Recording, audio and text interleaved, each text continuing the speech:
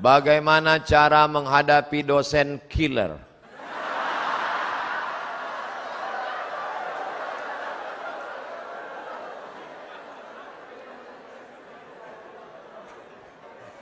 Coba dipelajari dulu dosen ini, kenapa dia menjadi killer?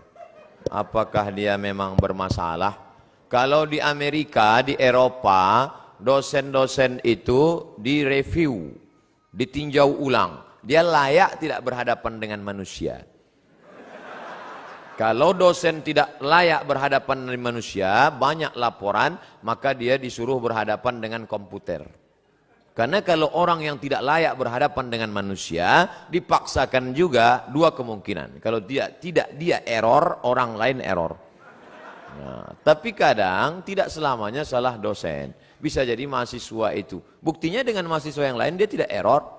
Dengan Ahmad dia marah, dengan Junaidi dia marah, dengan Abdul Somad dia marah, tapi dengan Aisyah, dengan Fatimah, itu menunjukkan artinya. Tapi ada juga dosen laki-laki dengan Aisyah dia marah, dengan Fatimah dia marah, dengan Anto dia baik. Wah, ini mengerikan. Ini kalau bahasa Jawanya something wrong. Nah, oleh sebab itu maka kita bicarakan bersama. Di sana ada dewan kehormatan, ada dekan, ada kajur, ada senat, bicarakan. Kalau nggak berani ngomong langsung, buat laporan. Tapi jangan isu, jangan hoax. Betul-betul data dan fakta, terjadi kekeliruan. Tapi insya Allah dosen-dosen kita baik-baik. Mereka jadi dosen itu kan karena lulus fit and proper test. Ustadz kok tahu? Saya melewati tes itu. Sampai macam-macam tes yang saya lalui. Surat kesehatan dari dokter, dia ragu saya sakit. Surat berkelakuan baik dari Kapoltabes Pekanbaru, saya urus semua. Disangkanya saya PKI. Nyatakan, Kapoltabes Pekanbaru menyatakan orang ini tidak terlibat G30 PKI dan tidak teroris. Masa tampang seganteng ini teroris? Bersih semua. Sampai fit and proper test, disuruhnya saya putar. Silakan masuk. Saya masuk. Putar kanan. Putar kiri. Habis itu saya heran, ini tes apa? Oh, ternyata Anda tidak cacat.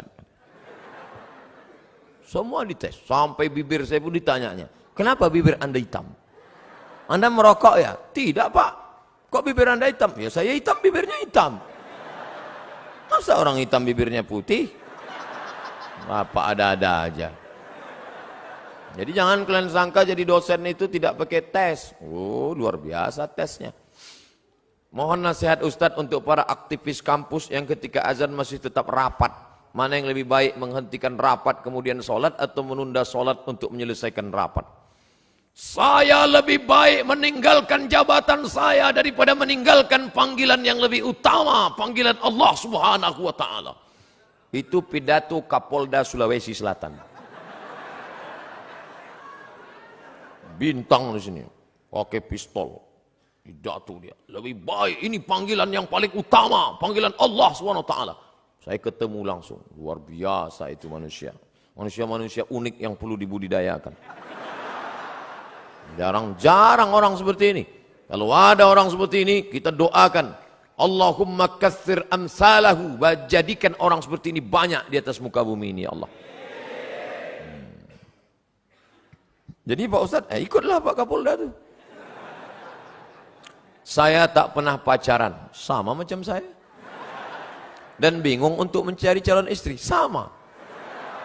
Bagaimana ya Ustadz kriteria calon istri yang baik? Tungkahul mar'atu li arba', perempuan dinikahi karena 4. Pertama, limaliha, sukih.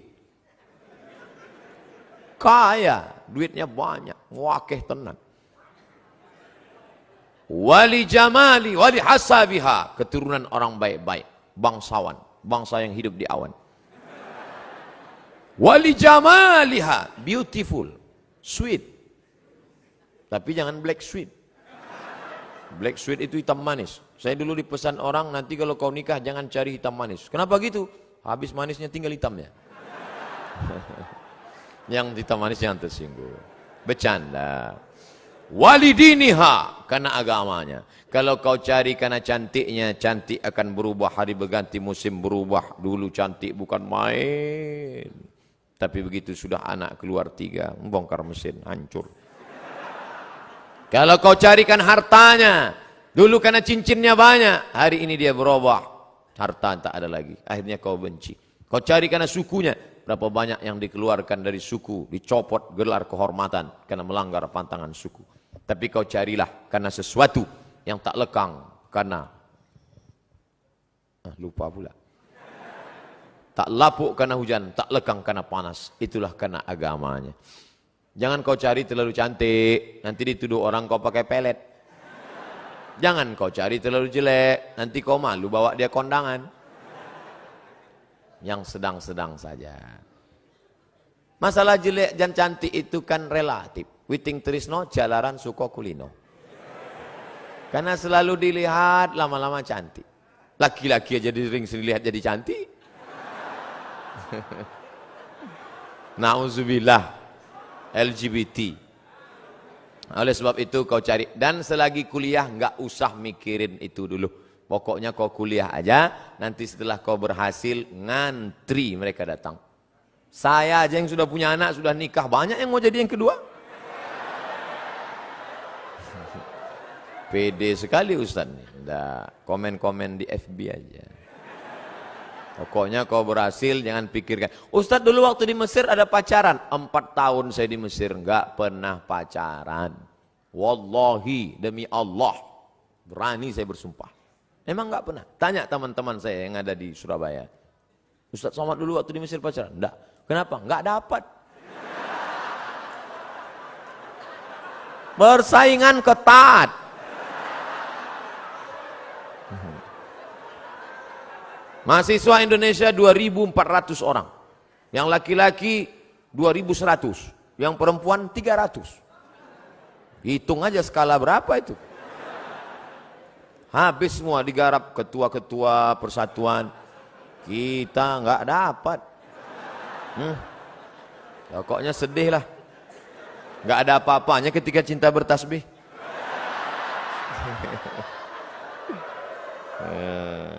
Tapi nanti setelah kau berhasil, insya Allah, di mana ada gula, di situ ada semut. Ustadz, cara berdakwah yang baik kepada pemuda yang belum paham syariat Islam itu gimana? Aku tidak mengerti syariat Islam.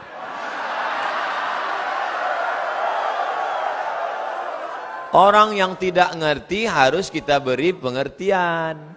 Jangan kita ejek, jangan kita caci maki, mesti kita ajari. Oh, Ustadz Somad itu berdakwah. Ustadz Somad tidak berdakwah. Ustadz Somad hanya cerita-cerita di depan orang baik-baik. Betul? Ini yang di depan saya ini kan orang baik-baik semua. Habaib, ulama, Pak Rektor, Pak Kapolres, Pak Kapoltabes, orang-orang baik. Ini orang baik semua. Tapi ada yang berceramah di diskotik-diskotik. Masuk dia ke dalam, dia ceramah. Bro, sampai kapan kau minum? Kau akan mati menjadi cacing tanah. Banyak. Mereka itulah yang berdakwah. Luar biasa. Oleh sebab itu kita ikuti selera. Buat polling. Polling kajian kampus. A. Ustadz jenis apakah yang kau inginkan? B. Ikuti aja selera mereka. Jangan kita paksa. Polling, sebar semua. Dia mau. Kata dia, saya sebenarnya Ustadz sudah lama mau ngaji. Terus kenapa nggak ikut ngaji? Saya nggak ngaji karena Ustadz itu setiap ceritanya neraka aja. Saya setiap ceramah neraka. Saya maunya bagaimana membangkitkan motivasi belajar. Oh, kalau gitu panggil motivator. Kamu maunya apa? Saya maunya cerita bagaimana suksesnya mereka. Undang. Hadirkan di sana profesor, hadirkan di sana Kapoltabes, hadirkan di sana Pak Dandim, Komandan Kodim, hadirkan di sana psikiater, psikolog, dialog. Jadi tidak lagi ceramah tablik akbar, dialog, cerita-cerita. Karena ada sebagian orang kalau tablik akbar, dia bayangannya ini nasihat menjelang kematian. Dia takut. Nah, diikuti mereka. Kumpulkan nanti anak-anak muda yang belum ngaji, anak-anak muda hadir semua, kita tidak ada pengajian insya Allah, hanya praktek langsung. Praktek apa? Penyelenggaraan jenazah.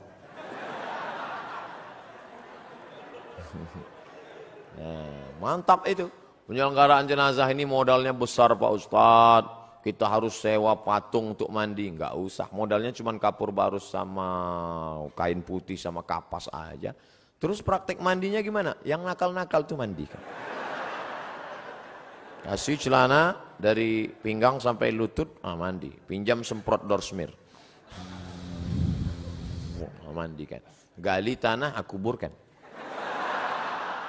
Gulung, setelah gulung, siapa yang bandel-bandel, yang preman-preman? Gulung, letakkan dia situ. Yakin saya, menangis. Usolli ala hazihil janazah. Arba'a takbiratin fardul kifayah. Allahu Akbar. Al-Fatihah. Allahu Akbar. Salawat. Allahu Akbar. Allahumma afir lahu warhamhu wa'afihi wa'afu anhu. Udah, tangan dia kan gini, timbun. Timbun.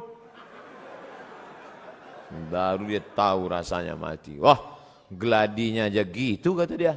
Apalagi seriusnya nanti. Insya Allah banyak yang berubah. Sekarang banyak penyelenggaraan jenazah, yang ikut orang tua. Kalau ada penyelenggaraan jenazah di masjid, orang tua nggak usah ikut. Karena dia yang mau dimandikan nanti. Yang ikut itu yang anak-anak muda aja. Nih, jadi buat nanti anak-anak muda, khusus kajian pemuda Islam. Saya tidak tahu tata cara sholat, wudhu dan lain-lain. Wudhu dulu baru sholat.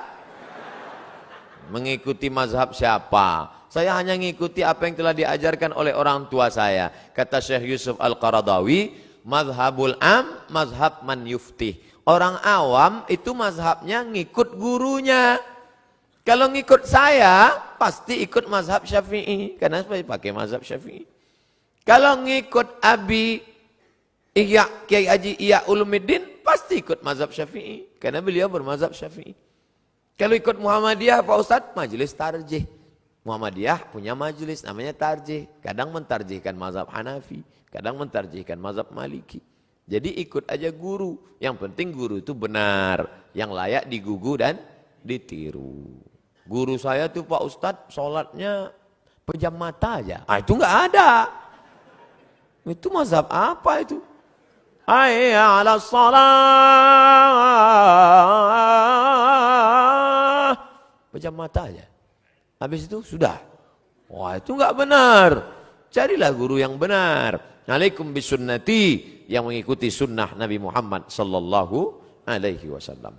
Ustadz, saya tidak tahu apa boleh ketika orang diberikan amanah, namun karena merasa belum kuat menerima amanah, jadilah seseorang itu menolaknya.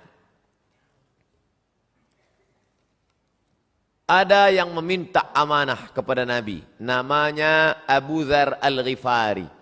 Istamilni ya Rasulullah, angkatlah aku jadi amil ya Rasulullah. Apa kata Nabi? Innaka la dha'if, engkau orangnya lemah, sedangkan amanah ini kuat. Orang yang layak menerima amanah sifatnya dua, sudah dibacakan oleh Pak Rektor. Inna khaira man ista'jartal qawiyyul amin. Yang layak orang yang kuat dan amanah. Ada orangnya kuat tapi tidak amanah, ada orangnya amanah tapi tidak kuat. Yang lebih parah, sudahlah tidak kuat, tak pula amanah. Letoy, loyo, lesu, pembohong, penipu. Ini na'udzubillah. Mudah-mudahan kita menjadi anak-anakku sekalian, sehat badannya, sehat fisiknya, olahraganya mantap, berenangnya rajin, puasa sunatnya oke, kalian orang-orang yang amanah, dan kalian pula orang yang kuat insya Allah. Makanya olahraga terus. Alhamdulillah Pak Ustadz, kami setiap sore Ahad tuh main futsal dari jam 3 sampai jam 8 malam. Terus asar sama maghrib nggak sholat. Ini nggak benar juga. Jadi sesuaikanlah. Saya diberi jamaah busur panah. Ada di kamar saya gantung busur panah. Bagus tuh olahraga memanah. Kemudian silat. Ini di Jawa Timur kan banyak itu pesilat-pesilat tangguh. Ustadz bisa silat? Silat lidah bisa. Bagus. Bagaimana batas pergaulan dengan teman kerja yang bukan mahram? Apa boleh jika kita sampai bergurau dengan teman kerja yang bukan mahram? Oh. Masuk pagi jam 8. Keluar jam 4 sore. 9, 10, 11, 12, 1, 2, 3, 4. 8 jam dengan suami orang, 8 menit dengan suami sendiri. Makanya jangan heran terjadilah pelakor. Mengganggu laki orang. Ustadz ini perempuan aja yang salah. Oke, laki-laki juga ada yang salah. Siapa dia? Senior. Senang istri orang. Gara-gara apa? Gara-gara sekantor. Jadi kalau gitu kami yang sekantor dengan yang tidak mahram ini gimana Pak Ustadz? Boleh dalam kurung syarat dan ketentuan berlaku. 5 syarat. Tulis nanti, print, tempel di dinding. Pertama, la yakhluwanna rajulun ma'amra'atin illa ma'adhi mahramin. Jangan berdua-duaan tanpa mahram. Kalaupun berdua-duaan, harus ada orang ketiga, orang keempat duduk ramai-ramai. Karena kalau sudah berdua, berawal dari senyum-senyum, kirim-kiriman video lucu, kata-kata, akhirnya, ayo kita makan siang bersama yuk, ayo. Setelah makan siang, no free lunch, tak ada makan siang yang gratis. Akhirnya terjadilah apa yang terjadi. Ingat, kejahatan terjadi bukan hanya karena ada niat dari pelakunya, tapi juga karena ada kesempatan. Waspadalah. Jangan berdua-duaan. 2, la tabarrujna tabarrujal jahiliyatil ula. Jangan bersolek-solek jahiliyah. Sudah jelas orang Indonesia, hidung biasa-biasa, dagu biasa-biasa. Yang ditonton sinetron Korea. Tentu keinginan luar biasa, akhirnya diikutlah artis Korea, dipakailah dempul 3 linci. Oh. Besok berangkat ke kantor, semua muji, padahal mau ngetawain aja. Putih ya sekarang. Iya, ini kan pakai jus bengkoang. Padahal bedak 3 inci. Akhirnya apa yang terjadi? Wajah putih, tangan hitam. Saking mau buru-burunya, pakai. Sampai di kantor baru sadar pas di lift. Rupanya sebelah hijau, sebelah biru. Salah pasang. Jangan bersolek jahiliyah. Yang ketiga, la yadribna bi arjulihinna. Jangan memukulkan kaki ke lantai karena kakinya dibeli gelang, kaki gemerincing, akhirnya batang kerincing. Kalau saya sedang ceramah lewat dia, nggak ada satupun yang melihat saya, semua ngelihat dia. 4, la takhda'na bil qaul. Jangan bersuara mendayu-dayu, mendesah-desah. Biasa aja bersuara, jangan sampai mendayu. Walaupun sekantor sama dia. Gimana laporan saya? Iya Pak, siapa? Yap, siapa? Mana kertasnya kawan? Sebentar ya Pak. Oh. Di HP pun jangan. Di HP itu banyak perselingkuhan gara-gara itu. Assalamualaikum. Waalaikumsalam. Di mana ini? Universitas Airlangga Surabaya. Ya, kok ibu seram sekali? Ya, salah sambung. Matikan. Gitu. Yang lemah gemulai. Karena ada laki-laki, la takhda'na bil qaul. Jangan kau bersuara mendayu-dayu, mendesah-desah. Kenapa? Yatma'allazi fi qalbihi marad. Ada laki-laki yang dalam hatinya penyakit, kalau didengarnya suara mendesah, dia langsung error. Error dia mendengar itu. Jangankan suara mendesah perempuan, suara mesin penjawab pun dia error. Pulsa Anda tidak mencukupi untuk. Makanya suara-suara pramugari itu. Ladies and gentlemen. Apa ini? Coba tegas-tegas ya. Suara penyiar radio juga. FM 3. Ustadz, saya mau tanya. Apakah di akhirat kalau kita masuk surga kita bisa mencium tangan Rasulullah SAW? Tidak hanya memandang wajahnya, tapi juga memeluk Nabi. Apakah bisa? Lalu bagaimana dengan orang yang masuk neraka? Datang orang berkulit hitam memeluk Nabi, dipeluk Nabi. Lalu kata Nabi, kamu meluk kenapa? Aku ini berkulit hitam ya Rasulullah. Aku budak hamba saya. Amalku tidak banyak. Aku tidak yakin nanti di surga bisa memeluk engkau. Apa kata Nabi? Al-mar'u ma'aman ahab. Orang akan bersama dengan siapa yang dia cintai. Jadi kalau kita cinta dengan Nabi, kita ikuti sunnah Nabi, tak kita tinggalkan, maka kita insya Allah akan bersama dengan Nabi SAW. Apakah layak kami mencium Nabi padahal hidung kami lebih banyak mencium yang haram? Apakah kami layak melihat Nabi padahal mata kami lebih banyak menengok yang haram? Apakah kami layak mendengarkan kata-kata Nabi padahal telinga kami lebih banyak mendengar yang haram? Apakah lebih layak tangan kami ini bersalaman dengan Nabi? Hanya satu saja yang bisa kita mintakan, astaghfirullahalazim. Yang punya masa lalu banyak silap salah, taubat, nasuha, mudah-mudahan kita bisa berjumpa dengan Nabi Muhammad SAW. Bagaimana dengan yang masuk neraka? Man qala la ilaha illallah dakhalal jannah. Siapa yang bersyahadat la ilaha illallah Muhammad Rasulullah dakhalal jannah, mlebu nang surga. Siapa saja yang bersyahadat masuk surga. Wa in zana wa in sarab, walaupun dia berzina, walaupun dia mencuri, wa in zana wa in sarab, berzina, mencuri, tetap masuk surga. Enak sekali. Berzina, mencuri masuk surga? Iya, cuman masuknya kapan? Ada yang masuknya langsung direct, tapi ada yang transit. Makanya kita berdoa 7 kali, Allahumma ajirna minan nar, Allahumma ajirna minan nar, Allahumma ajirna minan nar, Allahumma ajirna minan nar, Allahumma ajirna minan nar, Allahumma ajirna minan nar, Allahumma ajirna minan nar. Selamatkan kami dari neraka. Jangan minta masuk surga, karena semua umat Muhammad masuk surga. Tapi mintalah jauh dari neraka, karena tidak semua selamat dari neraka. Rabbana atina fid dunya hasanah, wa fil akhirati hasanah, wa qina adzabannar. Ilahi las tulil firdausi ahla. Ilahi, ya Allah, lastu, aku tidak layak, lil firdaus, masuk dalam surga. Wala aqwa alan naril jahimi. Aku juga tak layak masuk. Aku tak bisa masuk surga, tapi aku pula tak kuat masuk neraka. Wala aqwa, aku tidak kuat. Alan naril jahim, masuk neraka. Zunubi mislu adadir rimali. Zunubi, dosa-dosaku, mislu adadir rimali, sebanyak buih di pantai. Banyak rimal, pasir di pantai. Fa innaka ghafirudz dzambil azimi. Tapi aku yakin Engkau Maha Pemaaf segala silap dan dosa, ya Allah. Banyak itu, renungkan itu, meneteskan air mata. Nanti malam sholat, baca itu. Mau nangis bapak di samping tempat tidur, nangis.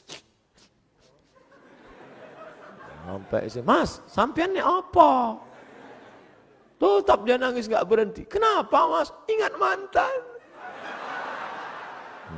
Melayang mantal. Ustadz, mohon doanya bersama jamaah siswa SMA Negeri 9 Surabaya dan siswa seluruh SMA di Indonesia, karena kami akan menghadapi ujian nasional. Kita akan berdoa. Yang mau didoakan ujian nasional, yang berdoa UAS, ujian akhir semester. Insyaallah di akhir majelis kita doa. Yang baca doa Ustadz Abdul Somad. Tapi doa itu dikabulkan Allah karena para habaib kita, keturunan-keturunan Rasulullah, para kiai yang lidahnya tak pernah berhenti berzikir, ibu-ibu yang amanah, aminah, istiqamah. Maka nanti kita berdoa di akhir majelis, mudah-mudahan anak-anak kita lulus semua insyaallah. Bagaimana caranya supaya doa cepat terkabul dan bagaimana supaya jodoh yang kita impikan cepat datang?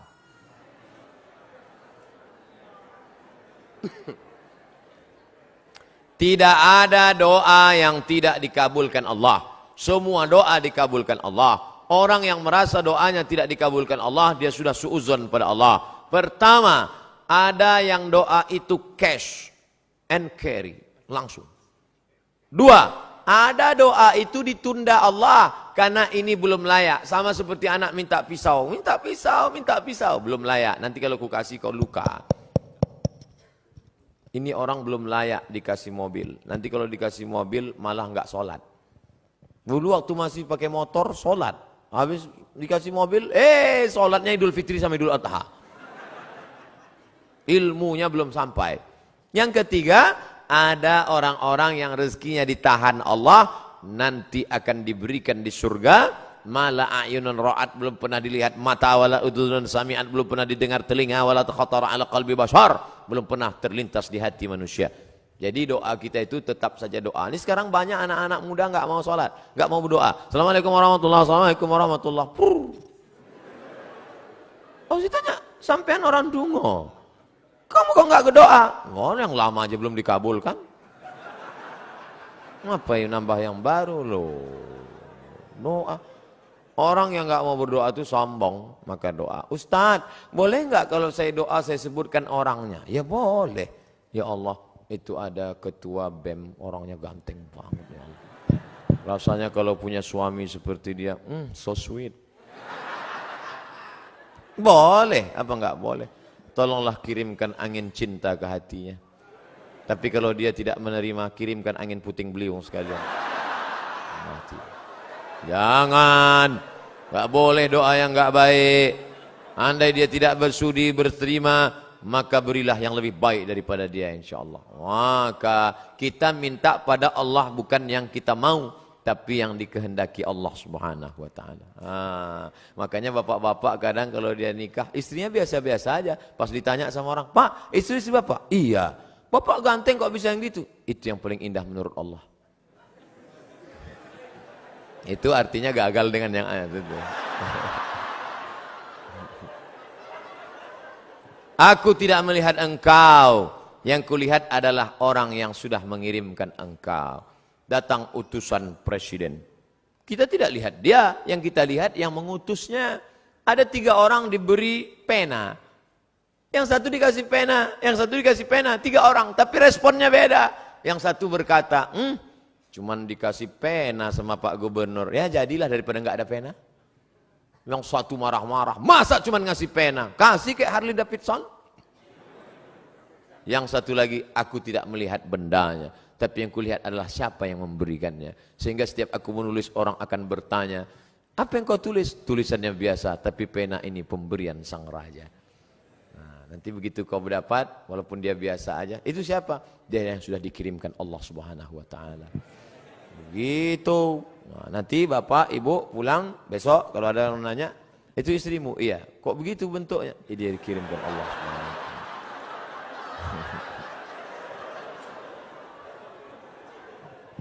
Jangan pernah kau berhenti bosan berdoa kepada Allah Subhanahu wa Ta'ala. Tapi tetap ada usaha.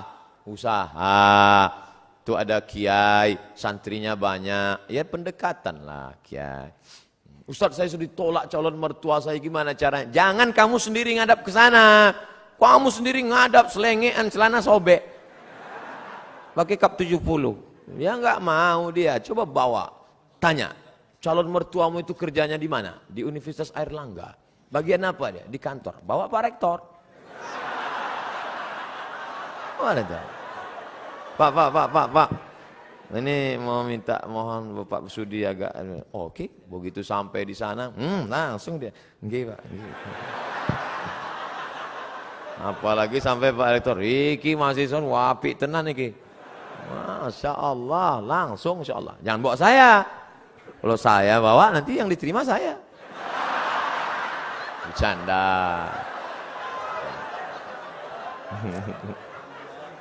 Ustadz, saya punya pertanyaan Ustadz, bagaimana caranya agar kita ikhlas dan kuat ketika kita ditinggalkan oleh kedua orang tua kita menghadap Sang Ilahi. Ketika meninggal Nabi Muhammad SAW, respon sahabat macam-macam. Umar mencabut pedang. Man qala inna Muhammadan qad mata fa'atrib unuqahu. Siapa yang mengatakan Muhammad sudah mati, ku pancung kepalanya. Siapa yang berani mengatakan Muhammad mati, ku pancung kepalanya. Akhirnya datang Abu Bakar Siddiq membacakan ayat, wa ma Muhammadun illa rasul. Muhammad bukan Tuhan, dia hanya seorang rasul. Qad khalat min qablihi rusul. Sebelumnya sudah ada rasul-rasul tapi meninggal dunia.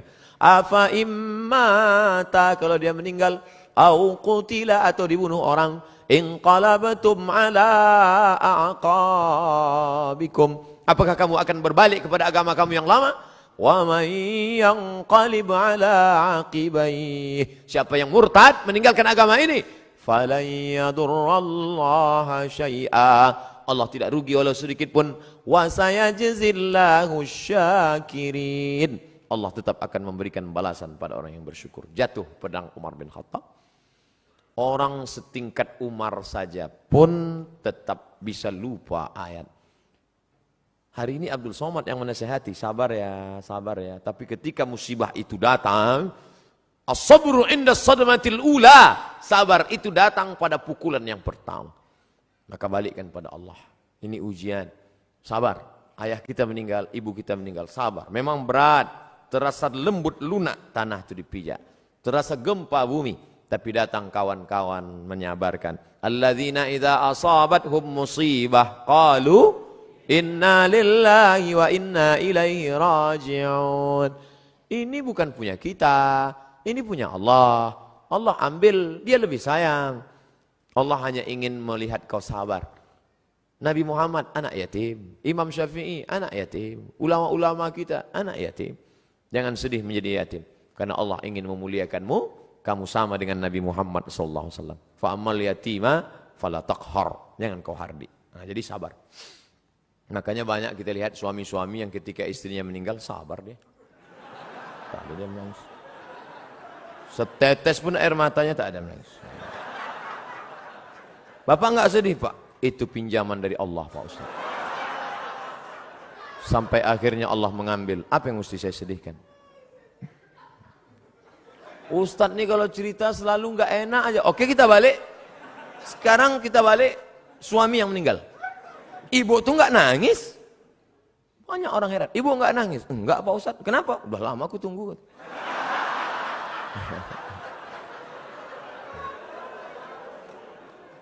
Balikkan pada Allah SWT. Bagaimana pandangan dan pendapat Ustadz tentang jaringan Islam liberal yang sudah mulai marak di Indonesia dan saat ini mulai masuk ke kerohanian SKI sekolah-sekolah.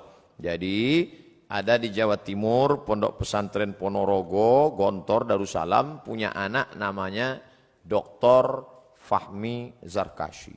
Itu ketua daripada MIUMI, Majelis Intelektual Muda Ulama Muda Indonesia. Mereka ini punya namanya INSIS, bukan ISIS, INSIS, INSIST. Ini yang konsen dalam masalah mengcounter liberal. Jadi adik-adik nanti buat kajian, undang mereka. Cuman mereka tidak model ceramah begini, pakai makalah serius, pakai infokus. Nanti undang. Ada namanya Dr. Adian Husaini. Kemudian ada pula Dr. Fahmi Zarkashi dari London, Inggris. S2-nya dari IIU, International Islamic University di Islamabad, Pakistan. Ada lagi dapat doktor 2. Satu dari Bonn, Jerman. Yang satu lagi dari Istak. Murid langsung dari Profesor Dr. Naqib Al-Attas yang ada di Malaysia. Ini mereka konsen mengcounter itu. Nanti adik-adik is a world Islamic view, bagaimana memandang dengan pandangan Islam, bagaimana program brainwash, cuci otak, bagaimana itu semua dari pagi sampai makan siang zuhur sampai sore sehari membahas tentang masalah itu dengan pakar-pakarnya.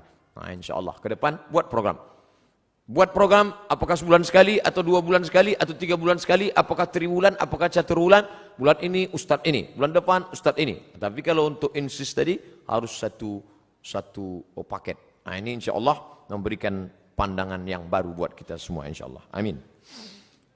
Kertas terakhir, minta doa untuk siswa-siswi SMA Negeri 9 Surabaya yang akan menghadapi ujian nasional, hadir 2.000 siswa-siswi. Di mahasiswa-siswi ini. Untuk mahasiswa-mahasiswi Unair agar istiqomah menjalankan visi misi universitas excellent with morality. Ini luar biasa. Tetap excellent, tetap peringkat tinggi, tetap berprestasi secara intelektual, tapi with morality. Tapi tetap berakhlakul karimah. IP-nya 4, tapi juga tahajudnya rajin, fisiknya sehat. Amin. Al-mu'minul qawi, mukmin yang kuat, kuat fisik, kuat mental, kuat ekonomi, kuat otak, kuat hati, kuat iman, kuat ilmu, kuat amal, khairun, lebih baik, wa ahabbu ilallah, lebih dicintai Allah, minal mu'minid dha'if, daripada mukmin yang lemah.